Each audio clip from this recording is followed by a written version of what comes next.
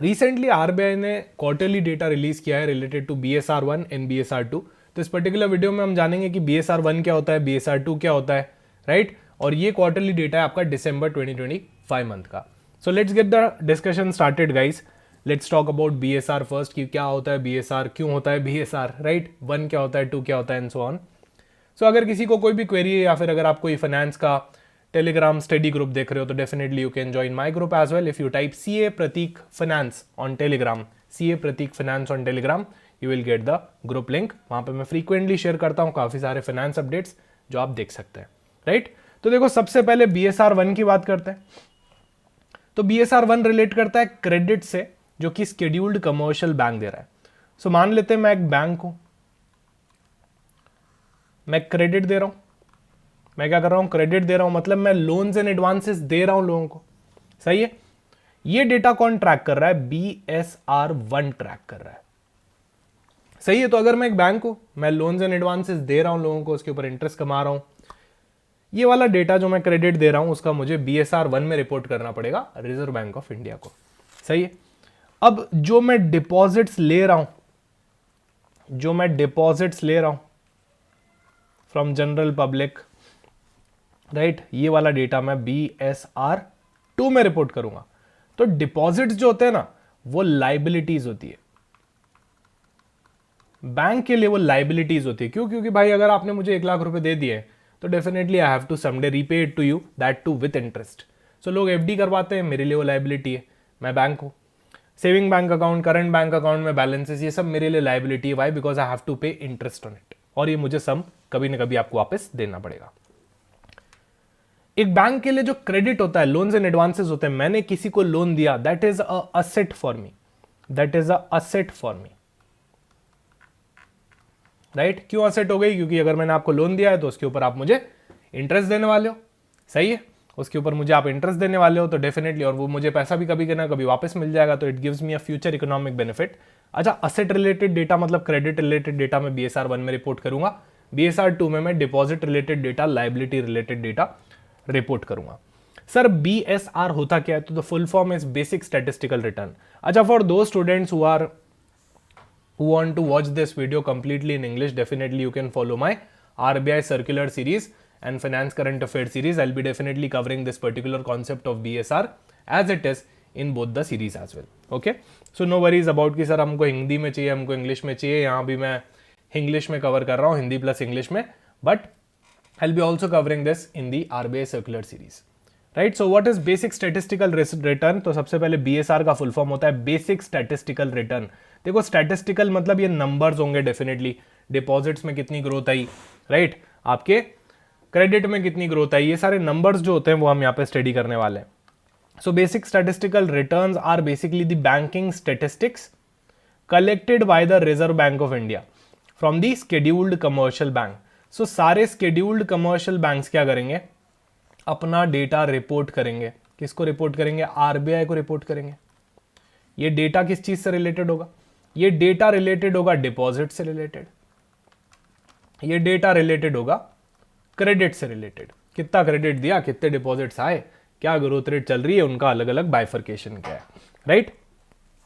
सो RBI के पास अगर data आएगा तो RBI बेटर डिसीजंस ले पाएगा, बैंकिंग पॉलिसी फॉर्मुलेशन कर पाएगा, right, financial inclusion at a regional level समझ पाएगा, plus deposits mobilization, credit distribution, अलग अलग सेक्टर के अंदर कितना क्रेडिट जा रहा है, कहां से ज्यादा डिपॉजिट्स आ रहे हैं, ये सारी चीजें समझ पाएगा। बिना डेटा के डिसीजन नहीं लेने चाहिए। RBI भी नहीं लेता, RBI भी डेटा ड्रिवन डिसीजन लेता है। तो डेटा तो चाहिए ना, इसीलिए बेसिक स्टैटिस्टिकल रिटर्न में पहले RBI के पास डेटा आएगा, उसके बाद RBI अपनी पॉलिसीज बना सकता है।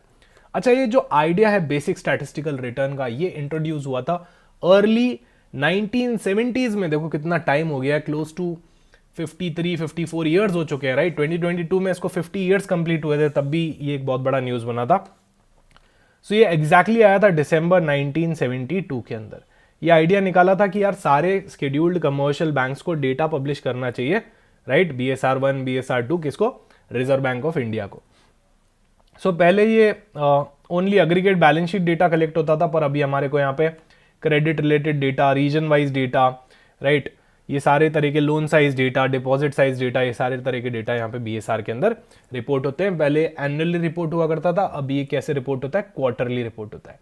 तो अगर अभी मैं दिसंबर क्वार्टर की बात कर रहा हूँ, दिसंबर 2025 के डेटा की, सो इसके अंदर आपका अक्टूबर, नवंबर, दिसंबर, ये वाला सारा डेटा आ गया, राइट। सो हर 3-3 महीने का data in the form of quarter report होगा, तो मतलब पूरे साल में 4 बार बीएसआर डेटा आएगा, है ना। सर हमको कौन सा डेटा पढ़ना है, जो भी आपके एग्जामिनेशन से पहले का डेटा होगा वो आपको यहाँ पे पढ़ना पड़ेगा, वही आपके लिए रिलेवेंट होने वाला है। सर हम पुराना डेटा इग्नोर कर सकते हैं, डेफिनेटली आप पुराना डेटा इग्नोर कर सकते हो। अगर आप बीएसआर डेटा को फॉलो करते हुए आए हो तो आपको एक बेसिक ट्रेंड भी पता चलेगा कि क्या हो रहा है डिपॉजिट्स के साथ और क्या हो रहा है क्रेडिट के साथ, right. Banks covered in the BSR, तो यहाँ पे स्केड्यूल्ड कमर्शियल बैंक्स कवर्ड होते हैं, रीजनल रूरल बैंक्स यहाँ पे कवर नहीं होते हैं, सिर्फ स्केड्यूल्ड कमर्शियल बैंक्स कवर होते हैं। आरआरबीस को यहाँ पे क्लियरली एक्सक्लूड कर दिया गया है, ओके। अब बात करते हैं पर्टिकुलरली बीएसआर 1 की। सबसे पहले आपको बेसिक समझा देता हूं बीएसआर 1 क्या होता है, उसके बाद आपको समझाऊंगा इस रिपोर्ट की डिटेल्स, राइट, इस प्रेस रिलीज की detail.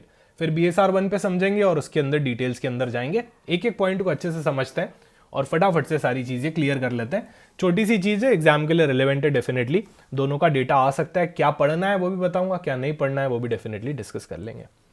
BSR 1 provides detailed account level information on the bank credit extended by the scheduled commercial bank। तो आई टोल्ड यू कि ये जो scheduled commercial bank होता है, जो ये क्रेडिट दे रहा है, क्रेडिट मतलब लोन्स एंड एडवांसेस, राइट।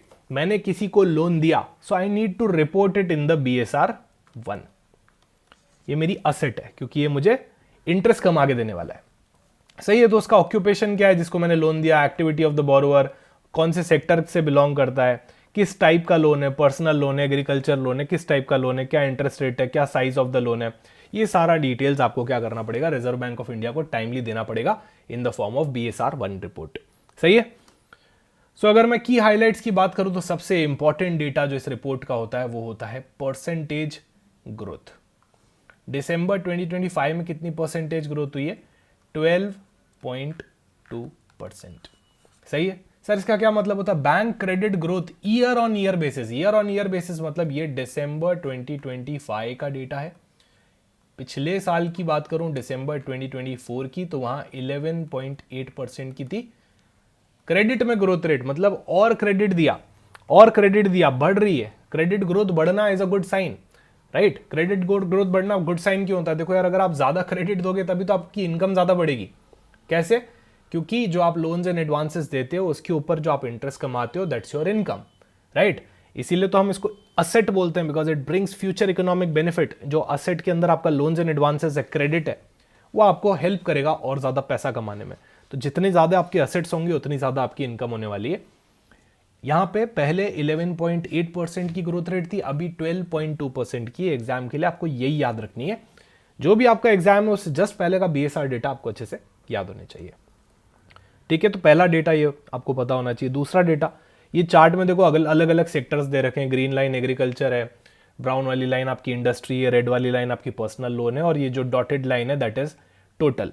तो टोटल 12.2% है ना। ये ब्लेंडेड एवरेज है जो हम ऑलरेडी डिस्कस कर चुके हैं, this is the blended average. अब अगर उसके बाद में बात करूं हाईएस्ट परसेंटेज की, तो एग्रीकल्चर का आता है 13.7%। इतना भी अगर आपको पता है कि हाईएस्ट इसके अंदर से एग्रीकल्चर कॉन्ट्रीब्यूटर है, राइट। और आप देख सकते हो यहाँ पे ओवरऑल एग्रीकल्चर का डेटा बढ़े जा रहा है, राइट। ये लाइन अप ट्रेंड में है, किसमें है, अप ट्रेंड के अंदर है, सही है। तो इतना अगर आपको पता है कि फर्स्ट कंट्रीब्यूटर कौन है, यहाँ पे एग्रीकल्चर है जो सबसे ज्यादा ग्रोथ रेट लेके आ रहा है। सेकंड कंट्रीब्यूटर इंडस्ट्री है, तो इंडस्ट्री को भी आप बहुत ज्यादा क्रेडिट दे रहे हो, एग्रीकल्चर को तो आप सबसे ज्यादा क्रेडिट दे रहे हो, उसके अंदर तो 13.7% का ग्रोथ है, इंडस्ट्री के अंदर 12.9% का ग्रोथ है, राइट। उसके बाद पर्सनल लोन का डेटा आप यहाँ पे देख सकते हो फ्लैट होता जा रहा है। इनफैक्ट थोड़ा सा मार्जिनल डिक्लाइन यहाँ पर्सनल लोन के अंदर हमने देखा है, 12.2% इसका डेटा है। ब्लेंडेड एवरेज कितना आ रहा है, 12.2% आ रहा है। सबसे कम पर्सनल लोन की ग्रोथ है, उसके बाद इंडस्ट्री की ग्रोथ है, और सबसे ज्यादा एग्रीकल्चर की ग्रोथ है। इतना पता है, मोर देन इनफ है, ठीक है। ये डेटा 12.2% वाला सबसे इंपॉर्टेंट होने वाला है, तो ये तो आपको याद होना ही चाहिए। उसके अलावा सेकंड प्रायोरिटी पे ये चीजें आपको पता होनी चाहिए कि सबसे हाईएस्ट एग्रीकल्चर, फिर इंडस्ट्री, फिर पर्सनल लोन, ठीक है। आई होप यहां तक क्लियर होगा। अब धीरे धीरे इसको पढ़ते हैं, बहुत ही सिंपल है, कोई भी टेंशन वाली बात नहीं है, ठीक है। हार्डली 10-15 मिनट का डिस्कशन है ना। अगर आपका एग्जाम से पहले आप देख रहे हो तो आपको 5 मिनट के अंदर इसको टाइम देना है, उससे ज़्यादा आपको टाइम नहीं देना, सही है ना। तो ये पीडीएफ डेफिनेटली डाउनलोड कर लीजिएगा। Bank branches located in rural areas, semi-urban areas and urban centers recorded a higher credit growth than the metro branches. So can I conclude that non-metro areas की growth rate ज़्यादा strong है as compared to the metro areas, right? तो ये first conclusion। भाई non metro areas के अंदर banks जो हैं वो ज्यादा क्रेडिट डिस्ट्रीब्यूट कर पा रहे हैं as compare to the metro, first observation, ठीक है। हम यहां पे देख भी सकते हैं with the combined share in the total credit increase to 40.4% in December 2025 as compare to 36.9%। तो अर्लियर ये जो मेट्रो वाले हैं ये सिर्फ 36.9%, नॉन मेट्रो वाले हैं वो 36.9% कॉन्ट्रीब्यूशन देते थे, अब ये इंक्रीज होके 40.4% हो गया है। मतलब ये नॉन मेट्रो वालों का जो शेयर है वो बढ़ता चला जा रहा है, राइट। नॉन मेट्रो वाली जो ब्रांचेस है वो आउटपेस कर रही है मेट्रो वाली ब्रांचेस को, वो इंक्रीज होती जा रही है, that's a good sign, right. मतलब वहां पे भी डेवलपमेंट हो रहा है। ये ज्यादा इंपॉर्टेंट हो जाएगा। Public sector banks are outpacing the private sector banks. So public sector banks recorded a credit growth rate of 14.1%। यहाँ पे 14.1% का ग्रोथ रेट हुआ है। अच्छा, टोटल ग्रोथ रेट ही 12.2% है, पर पब्लिक सेक्टर बैंक्स 14.1% क्रेडिट के अंदर ग्रोथ रेट दे रहे हैं, exceeding the overall bank credit rate, right. So यहाँ पे पीएसबीज ने, पब्लिक सेक्टर बैंक्स ने कंसिस्टेंटली आउटपेस किया है प्राइवेट सेक्टर बैंक्स को इन द लास्ट 5 क्वार्टर्स। तो पिछली बार की रिपोर्ट, उससे पिछली बार की रिपोर्ट में हमने हर रिपोर्ट में देखा है कि पब्लिक सेक्टर बैंक्स क्या कर रहे हैं, आउटपेस कर रहे हैं प्राइवेट सेक्टर बैंक्स को, सही है। ये चीज इंपॉर्टेंट है, आपको पता होनी चाहिए। उसके बाद वेटेड एवरेज लेंडिंग रेट, अब इतने सारे बैंक्स हैं तो क्या बैंक ऑफ महाराष्ट्र की इस ब्रांच ने 9% पे दिया, बीओबी की उस ब्रांच ने 11% पे दिया, अरे एक एक का थोड़ी, ब्लेंडेड एवरेज बताओ। आरबीआई तो आपको कोई एक एक ब्रांच वाइज डेटा बताएगा तो उसका सेंस क्या बनेगा, तो एक एवरेज मोटा मोटी पकड़ लेते हैं। वेटेड एवरेज लेंडिंग रेट, तो वेटेड एवरेज कर दिया सारी लेंडिंग रेट का, लेंडिंग रेट मतलब कितने परसेंट पे आप उधार दे रहे हो उसका वेटेड एवरेज कर दिया, right. So WALR on the outstanding credit continued to ease across major sectors since December 2024 and stood at 3.35% as on December 2025। तो अर्लियर WALR लेंडिंग रेट, पहले आप कितने पे लेंड करते थे, 10.19% पे दिसंबर 2024 में आप लेंड किया करते थे। अब दिसंबर 2025 के अंदर ये डिक्रीज होके कितना आ चुका है, 9.35% आ चुका। सर ये गिर, अरे बड़ी अच्छी बात है, गिर रहा है तो रेट्स तो गिर रही है ना, अल्टीमेटली इंटरेस्ट रेट कट्स हो रही है, रेपो रेट गिर रही है, तो ये वाली रेट भी तो गिर रही है ना। अब पहले आप ज्यादा पे उधार देते थे, अब आप कम पे उधार दे रहे हो, so that's a good thing, right. Following the ease of policy rates, the share of the loan bearing interest rates below 9%, ऐसा लोन जिसका इंटरेस्ट रेट 9% से कम है उसका शेयर इंक्रीज होता जा रहा है, तो 9% से कम वाले इंटरेस्ट रेट वाले लोन हमारे पास अब बहुत सारे हो रहे हैं, राइट। पहले 42.2% होते थे ऐसे लोन्स जिनका रेट ऑफ इंटरेस्ट 9% से कम है, अब 62.4% होते हैं। सर क्या हमको ये सब याद रखना है? मेरे हिसाब से नीड नहीं है, मेन डेटा है 12.2%, ये आपका क्रेडिट ग्रोथ रेट है। मेन डेटा है एग्रीकल्चर के अंदर सबसे ज्यादा ग्रोथ रेट है, फिर इंडस्ट्री के अंदर है, फिर पर्सनल लोन के अंदर है। पब्लिक सेक्टर बैंक्स आउटपेस कर रहे हैं प्राइवेट सेक्टर बैंक्स को BSR 1 डेटा के अकॉर्डिंग, ये ज्यादा इंपॉर्टेंट है। और WALR का डिक्रीजिंग ट्रेंड है, ये ज्यादा इंपॉर्टेंट है, राइट। सो क्या क्या इंपॉर्टेंट हो सकता है एग्जाम के लिए वो मैं आपको बता रहा हूं, क्या छोड़ना है वो आप अपने आप समझ गए होगे, सही है। सो क्रेडिट ग्रोथ एक्सेलरेटेड इन दी एग्रीकल्चर के अंदर बढ़ गई, इंडस्ट्री के अंदर बढ़ गई, पर पर्सनल लोन के अंदर यहाँ पे कम हो गई, ये हम ऑलरेडी डिस्कस यहाँ पे कर चुके हैं चार्ट फॉर्मेट के अंदर, ठीक है।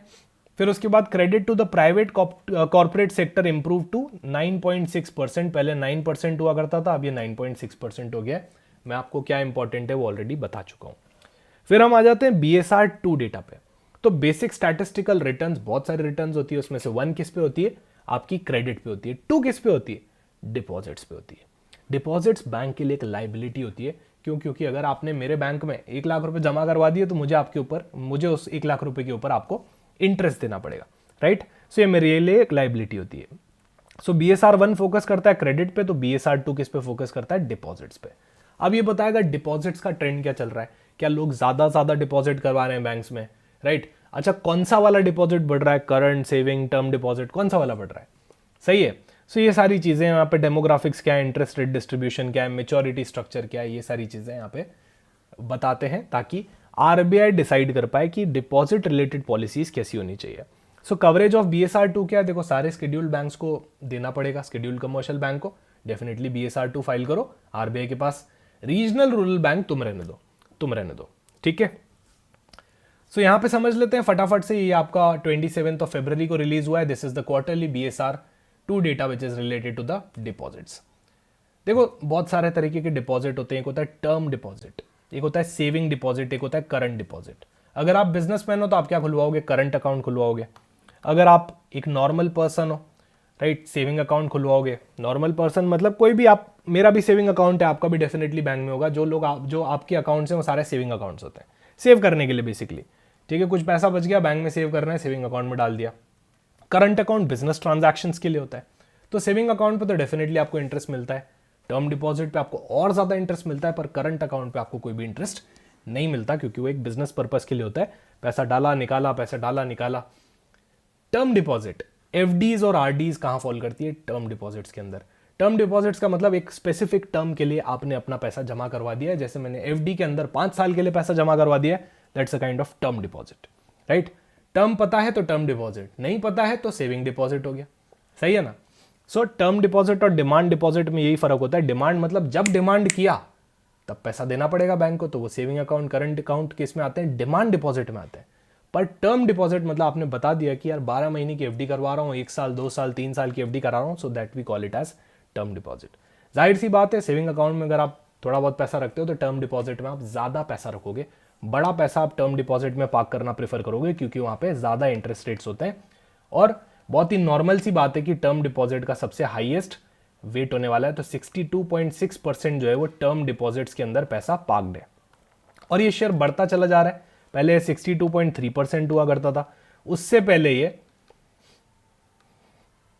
62.2%, फिर 61.5%। So can I say that the trend is going up. 62.6% is the data, तो 62.6% FD मतलब टर्म डिपॉजिट्स पड़ी है, FD एंड RD।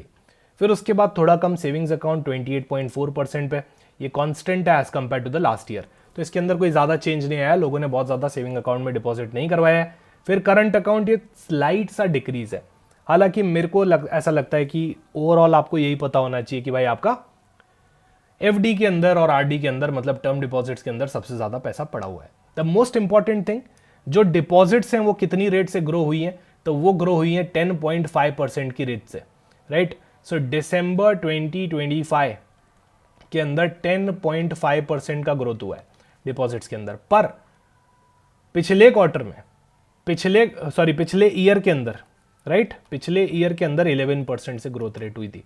तो दिसंबर 2024 की बात करो तो वहां 11% से ग्रोथ रेट हुई थी, पर अभी 10.5% से ग्रोथ रेट हुई है। पर अगर इसको पिछले क्वार्टर से कंपेयर करूं तो ये बढ़ रही है। देखो पिछले क्वार्टर में 9.9% थी, तो अभी 10.5% है, तो ऊपर जा रही है। पर अगर ईयर वाइज कंपेयर करूं तो पहले ईयर में दिसंबर 2024 में 11% की हुआ करती थी, अभी कितनी है, 10.5% की है। सर हमको कौन सा डेटा याद रखना है, आपको लेटेस्ट डेटा दिसंबर 2025 वाला याद रखना है, सही है?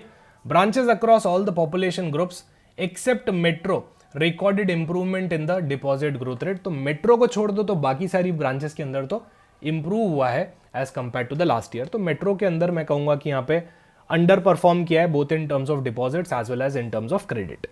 Deposit growth pertaining to the public banks improve to 9.9% as compare to 9.1%। So public sector banks के अंदर डेफिनेटली यहाँ पे डिपॉजिट्स बढ़े हैं as compare to the earlier year, whereas the same for private sector banks decelerated by 2.1 percentage points and दिसंबर के अंदर ये 11.3% है। देखो भले ही कम हुआ हो, पर मैं बोल सकता हूं यहाँ private sector banks are definitely outpacing the public sector banks.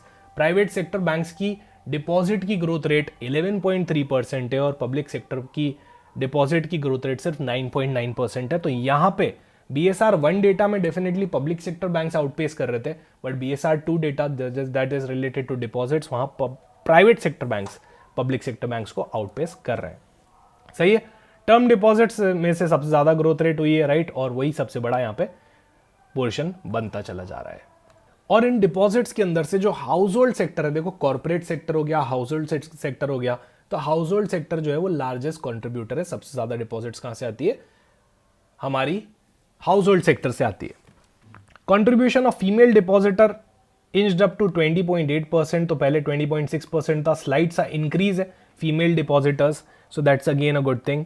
Share of deposits held by senior citizen वो बढ़ता चला जा रहा है 20.7%। मुझे नहीं लगता ये सारे नंबर्स आपको याद करने चाहिए, राइट, ये एग्जाम इरेलेवेंट हो जाएंगे, राइट। तो आपको मेजर डेटा याद रखना है जो मैंने आपको बताया। BSR1 का आपको बता दिया, BSR2 का ये वाला डेटा आपको याद रखना है। टर्म डिपॉजिट सबसे फर्स्ट परफॉर्मर है, सबसे हाईएस्ट कंट्रीब्यूटर है मैं बोलूंगा यहाँ पे, right, in terms of total deposits. फिर उसके बाद प्राइवेट सेक्टर बैंक्स आउटपेस कर रहे हैं यहाँ पे पब्लिक सेक्टर बैंक्स को, ये भी आपको याद रखना है। ये तीन चीजें सबसे इंपॉर्टेंट होने वाली है BSR2 डेटा में से। Nearly 70.5% of the term deposits were having original maturity of 1 to 3 years। सो 1 से 3 साल की जो टर्म डिपॉजिट्स हैं वो 70.5% है। 100 रुपए अगर डिपॉजिट करवाएं तो 1 से 3 साल में कितनी फॉल कर रही है? 70.5% फॉल कर रही है। सही है। वेराज 19.5% जो है वो शॉर्ट टर्म डिपॉजिट्स हैं जिनका 1 साल से भी कम का टेन्योर है। ठीक है, तो आई डोंट थिंक ये डेटा आपको सब याद रखना है, सिर्फ एक ओवरऑल आपको अंडरस्टैंडिंग होना चाहिए बाकी सारे पॉइंट्स का। जो पॉइंट्स मैंने आपको डेफिनेटली समझाए हैं, वो जो मार्क करवाए हैं इंपॉर्टेंट, वही आपके एग्जाम के लिए इंपॉर्टेंट रहने वाले। रेस्ट ऑफ द थिंग्स आप सिर्फ एक रीडिंग कर सकते हो, right. So transmission impact of the monetary easing phase were evident. यहाँ पे हम देख सकते हैं कि ट्रांसमिशन पॉलिसी अच्छे से वर्क कर रही है। As the share of term deposit offering the interest rate of less than 7% has increased to 56.3%। Earlier ये कम हुआ करता था, अभी ये 56.3% हो गया है। ऐसी डिपॉजिट जिसपे हम 7% से भी कम इंटरेस्ट दे रहे हैं। तो अब यार रेपो रेट्स डिक्रीज हो रही है तो ये डिपॉजिट रेट्स भी डिक्रीज होंगी, तो डिक्रीज होंगे तो 7% से नीचे चली गई है, उसका शेयर काफी बढ़ता चला जा रहा है। तो अगर ये वाला शेयर बढ़ता चला जा रहा है, इससे हमको समझ में आ रहा है कि अच्छा रेपो रेट का ट्रांसमिशन प्रॉपरली हो पा रहा है। तो ये था आपका BSR2 का डेटा। सही है। फिर उसके बाद interest rate wise share of term deposits दे रखा है यहाँ पे पूरा का पूरा कि 7% से ऊपर कितनी है, 5% से नीचे कितनी है। मुझे नहीं लगता कि आपको इतना डिटेल में जाके ये पढ़ना चाहिए। The share of term deposits of size 1 crore and above increased and stood at 45.8%, right. तो 1 करोड़ से ऊपर के जो डिपॉजिट्स हैं उसके अंदर भी एक स्लाइट इंक्रीज देखने को मिला है। पहले 45.5% हुआ करते थे, अब 0.8% हो चुके हैं 45.8%। ये सारे नंबर्स आपको याद रखने की नीड नहीं है एज पर माई अंडरस्टैंडिंग। तो जो चीजें मैंने आपको यहाँ इंपॉर्टेंट मार्क करवाई है वही आपको याद रखनी है from the examination point of view, right. बाकी सारी चीजों पे स्लाइड डिस्कशन जो हमने किया है वो आपको पता होना चाहिए। प्रायोरिटी ऑर्डर आपको पता होना चाहिए, ड्राइविंग रीजंस और डेटा, ये दो चीजें आपको अच्छे से याद रखनी है। So thank you so much guys, I hope आपको ये वीडियो फ्रूटफुल लगा होगा। अगर फ्रूटफुल लगा तो डेफिनेटली कमेंट सेक्शन में बताइए, वीडियो को लाइक कर दीजिए। Bye bye, take care, see you soon in some other video guys.